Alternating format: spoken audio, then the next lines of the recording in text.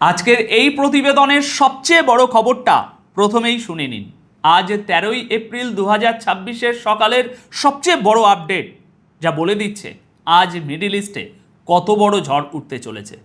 এই মুহূর্তের সবচেয়ে বড় খবর হলো আমেরিকান সেনাবাহিনী ঘোষণা করেছে যে ভারতীয় সময় অনুযায়ী আজ সন্ধ্যা ঠিক 7:30 থেকে স্ট্রেট অফ হরমুজ এবং ইরানের বন্দরগুলোর আশেপাশে আসা যাওয়া করার সমস্ত সামুদ্রিক পথ ব্লক করে দেয়া হবে। অর্থাৎ জাহাজ চলাচলের উপর সম্পূর্ণ নিষেধাজ্ঞা জারি হতে চলেছে। আর এখান থেকেই শুরু হতে পারে একটা সরাসরি এবং অত্যন্ত ভয়ানক সংঘাত। এই খবরে আমরা একটু পরেই বিস্তারিত আসছি। তবে দ্বিতীয় আপডেট হলো Islamic Revolutionary Guard Corps IRGC সাফ জানিয়ে দিয়েছে কোনো যুদ্ধ জাহাজ যদি হরমুজের কাছাকাছি আসে তবে সেটাকে যুদ্ধবিরতি লঙ্ঘন বলে মানা হবে এবং এর কড়া জবাব দেওয়া হবে।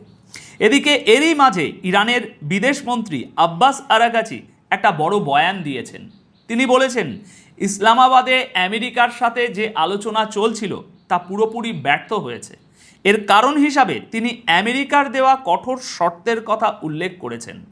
তিনি বলেন বারবার শর্ত বদলানো আর চারপাশ থেকে ঘিরে ফেলার পলিসি দিয়ে কোনো আলোচনা এগিয়ে নেওয়া সম্ভব নয়। ওদিকে ইসরায়েল লেবাননে তাদের হামলা আরও বাড়িয়েছে। সেখান থেকে আজ অন্তত 4 জনের মৃত্যুর খবর পাওয়া গেছে। তাহলে সোজা কথায় চিত্রটা হলো একদিকে আলোচনা ভেস্তে গেছে, অন্যদিকে সমুদ্রে অবরোধের কালো ছায়া ঘনীভূত হয়েছে। সব মিলিয়ে পরিস্থিতি চরম উত্তেজনাকর। আচ্ছা, এবার আসি খবরের গভীরে। দর্শক, পুরো বিশ্বের উপর এখন এক চরম বিপদের ছায়া ঘুরপাক খাচ্ছে। আর এই বিপদটা আসবে অর্থনীতির দিক থেকে। বাজারে সব জিনিসের দাম হু হু করে বাড়তে চলেছে। প্রস্তুত হয়ে যান, কারণ আজ 13ই এপ্রিল সন্ধ্যা 7:30 এমন কিছু হতে যাচ্ছে যার পর হয়তো আমেরিকা আর ইরানের মধ্যে এমন একটা ধ্বংসলীলা দেখা যাবে যা গত 40 দিনের যুদ্ধেও দেখা যায়নি। কেউ কেউ হয়তো বলবেন কিছুই হবে না, কিন্তু আমি বলছি একটু মন দিয়ে শুনুন কেন এটা হতে পারে। দেখুন, এটা এমন এক ধাক্কা হবে যা শুধু তেল বা গ্যাসের মধ্যেই সীমাবদ্ধ থাকবে না। সারা বিশ্ব থেকে মিডল ইস্টে যে মালপত্র আসে এবং সেখান থেকে যা বাইরে যায় সেগুলোর উপরও একটা বিশাল প্রভাব পড়বে। এই মুহূর্তের তাজা খবর হলো ডোনাল্ড ট্রাম্পের নেভাল ব্লকেট অর্থাৎ সামুদ্রিক অবরোধের ঘোষণার পর হরমুজ প্রণালী দিয়ে সব ধরনের যাতায়াত এখন পুরোপুরি বন্ধ হয়ে গেছে। আজ 13ই এপ্রিলের আপডেট অনুযায়ী হরমুজের সমুদ্রপথ একদম স্তব্ধ। সামুদ্রিক পরিবহনের উপরে নজর রাখা ইন্টেলিজেন্স ফার্মের রিপোর্ট অনুযায়ী গতকাল রবিবার পর্যন্ত যে জাহাজগুলো ধীর গতিতে ওই পথ দিয়ে পার হচ্ছিল, ট্রাম্পের এই হুমকির পর সেগুলো হয় সেখানেই দাঁড়িয়ে গেছে আর নয়তো পিছন দিকে চলে গেছে। হরমুজের রাস্তা এভাবে হঠাৎ বন্ধ হয়ে যাওয়াটা পুরো বিশ্বের সাপ্লাই লাইনের জন্য এক বিরাট ধাক্কা। শুধু তো তেলের সাপ্লাই আটকায়নি, শুধু আরব দেশগুলোরই যে ক্ষতি হয়েছে তা নয়, বরং স্টিল থেকে শুরু করে খাবার দাবারে ভর্তি যেসব জাহাজ দুনিয়া থেকে আরব দেশগুলোর দিকে যায় সেগুলো এখন মাঝ সমুদ্রে আটকে পড়েছে। এই রাস্তার উপর আমেরিকার কন্ট্রোল চলে এলে ইরানের প্রত্যেকটা বন্দর অচল হয়ে যাবে আর ইরানের এক ফোঁটা তেলও বাইরে যেতে পারবে না। তারপর আমেরিকা নিরাপত্তার দোহাই দিয়ে আরব সহ অন্যান্য দেশের জাহাজগুলোর কাছ থেকে নিজেদের ইচ্ছে মতো টোল বা ট্যাক্স বা শুল্ক যেটাই বলুন না কেন আদায় করতে পারে। হতে পারে ডোনাল্ড ট্রাম্পের মতো একজন ব্যবসায়ীর আসল উদ্দেশ্য এটাই। দর্শক, আমি আপনাদের আগেই বলেছিলাম এটাই হয়তো পুরো যুদ্ধ শুরু হওয়ার আসল কারণ। দেখুন, একটা কথা খুব প্রচলিত আছে, আমেরিকা আজ যা করছে বলে আমাদের চোখে পড়ছে সেটা আসলে তাদের 20 বছর আগের কোনো প্ল্যানের অংশ, সেটা আমরা এখন দেখতে পাচ্ছি।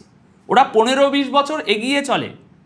দেখুন, সাহসের সাথে যুদ্ধ করা এক জিনিস, কিন্তু এই যে তীক্ষ্ণ বুদ্ধির খেলা, আসল যুদ্ধটা এখন এখানেই লড়া হচ্ছে। আমাদের মনে হচ্ছে উদ্দেশ্য এটা, কিন্তু আসল উদ্দেশ্য লুকিয়ে আছে অন্য কোথাও। খবরটার আরেকটা অংশ শুনুন। আমার মনে হয় ট্রাম্প অবরোধের ঘোষণা করে আসলে বারুদের স্তূপে দেশলাই জ্বালিয়ে দিয়েছেন। যখন জাহাজের ট্রাফিক পুরোপুরি বন্ধ হয়ে যায় তখন তার প্রভাব সরাসরি আপনার আর আমার পকেটে এসে পড়ে। মিডল ইস্টে হওয়া এক্সপোর্ট আর সেখান থেকে আসা মাল সব বন্ধ হয়ে গেলে বাজারে আগুন লাগাটা একদম নিশ্চিত। আজ সন্ধ্যা 7:30টায় আমেরিকা যদি জোর করে হরমুজের রাস্তা খুলতে চায় বা জাহাজ বাজেয়াপ্ত করার চেষ্টা করে, তাহলে বিষয়টা আর শুধু হুমকি ধমকির মধ্যে আটকে থাকবে না।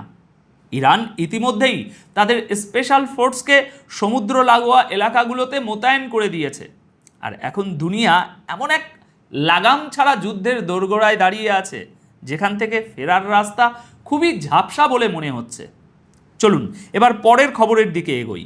ইরান এবার আমেরিকার অঙ্ক বিগড়ে দিয়েছে। ইরান এবার ট্রাম্পকে সরাসরি একটা উচ্চশিক্ষিত ওয়ার্নিং দিয়েছে। আর এই ওয়ার্নিং এবং অঙ্কের ফর্মুলাটা বোঝার জন্য ট্রাম্পেরও হয়তো কোনো অঙ্কের মাস্টারের সাহায্য নিতে হতে পারে। ইসলামাবাদে আলোচনা ব্যর্থ হতেই বিষয়টা এখন কথার লড়াই থেকে বেরিয়ে ম্যাথামেটিক্যাল ওয়ার্নিংয়ে পৌঁছে গেছে।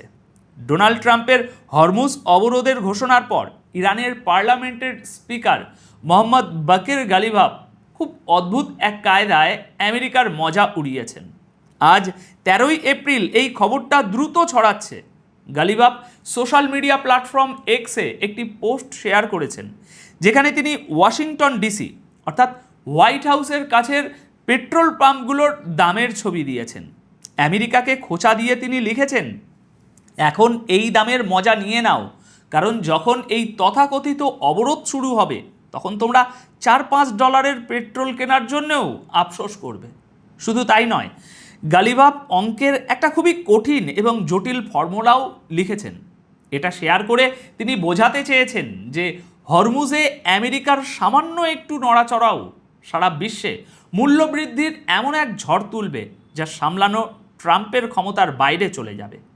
দর্শক, এই ওয়ার্নিং এমন এক সময়ে এলো যখন আমেরিকান মিলিটারি আজ সন্ধ্যা 7:30 থেকে সমস্ত ইরানি বন্দরের উপর সামুদ্রিক অবরোধ শুরু করতে চলেছে। দেখুন, আমার মতে গালিভাভ সোজা আমেরিকার সবচেয়ে দুর্বল জায়গায় আঘাত করেছেন।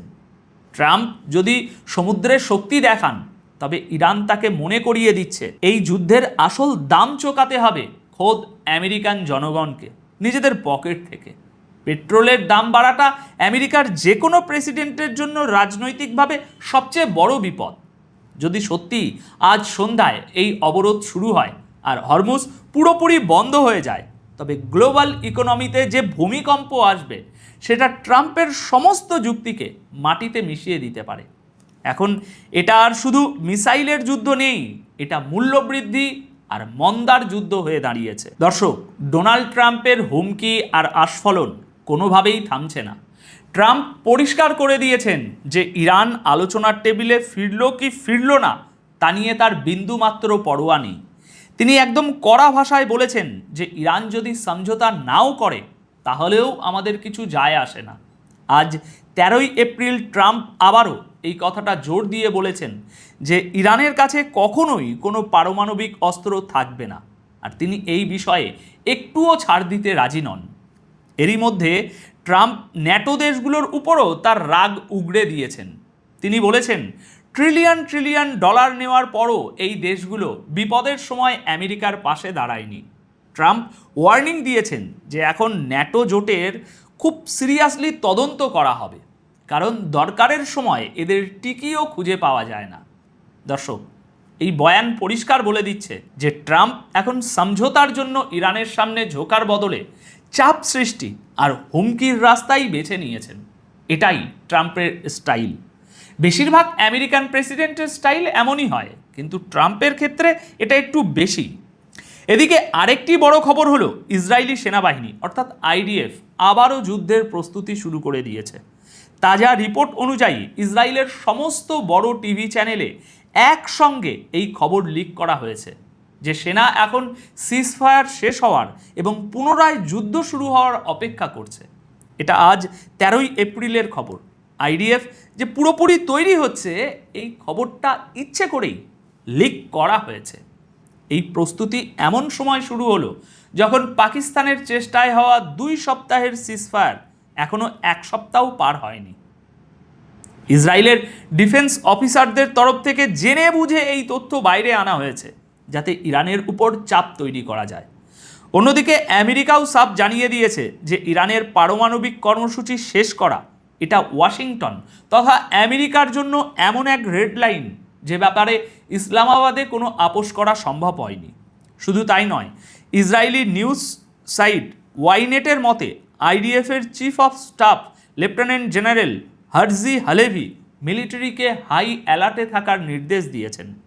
তিনি তার সেনাকে পরিষ্কার বলে দিয়েছেন যে ইরানের সাথে পুনরায় যুদ্ধ লড়ার জন্য তারা যেন পুরোপুরি তৈরি থাকে।